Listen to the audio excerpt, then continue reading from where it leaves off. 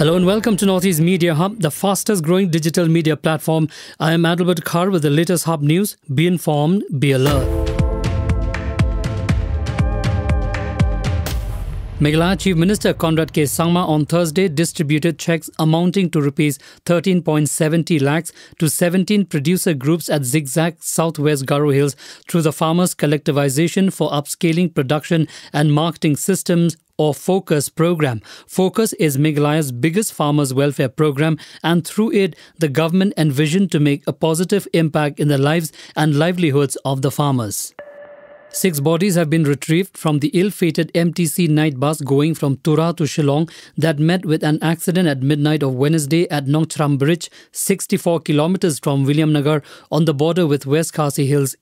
East Garo Hills SP Bruno A. Sangma informed that 4 bodies of the passengers were brought out last night by rescue teams and another 2 more were retrieved on Thursday morning after the bus was lifted off the river by cranes. Meghalaya football icon and son of late Sintar Klasun, Eugene Sen Lingdo, on Thursday announced that he will be contesting the by-election from the Mauplang constituency on UDP ticket. Eugene Sen's father, late Sintar Klasun, was a sitting independent MLA from the Mauplang constituency who died due to COVID-19 infection on September 10, 2021. Although he did not join UDP officially, he was associated with UDP.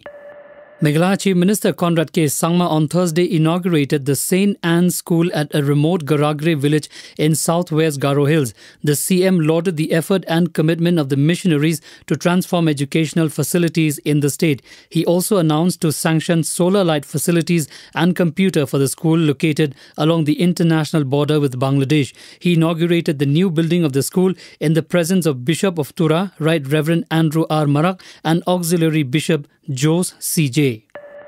An Alpha independent recruitment module has been busted in Namtola area of Assam's Sivsagar district. 7 youths have been apprehended by the security forces during the operation. The youth were on their way to training camps of Alpha I across the border in Myanmar.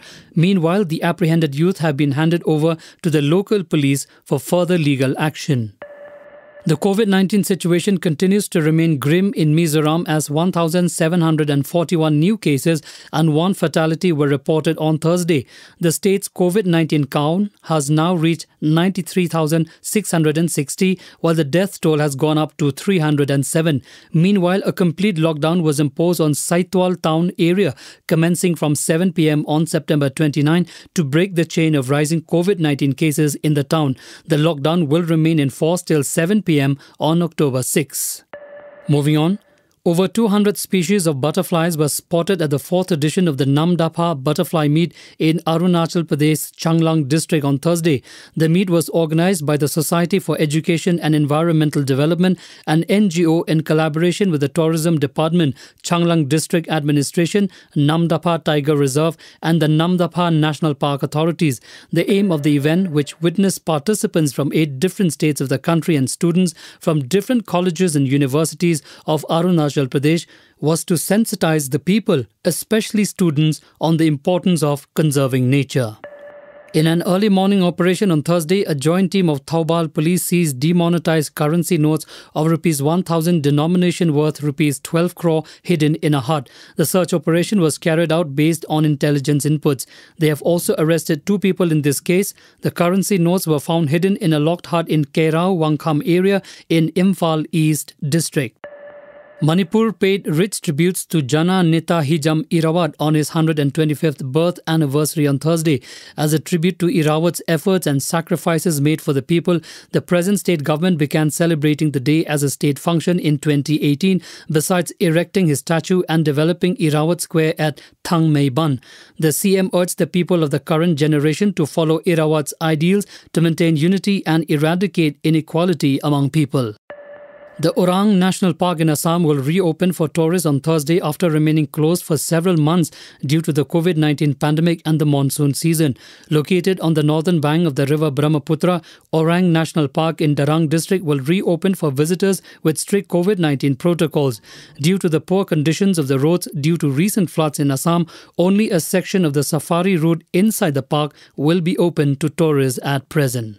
Here is an important public announcement. Walk into any vaccination site on vaccination day and get vaccinated. No prior registration on COWIN is required for vaccination.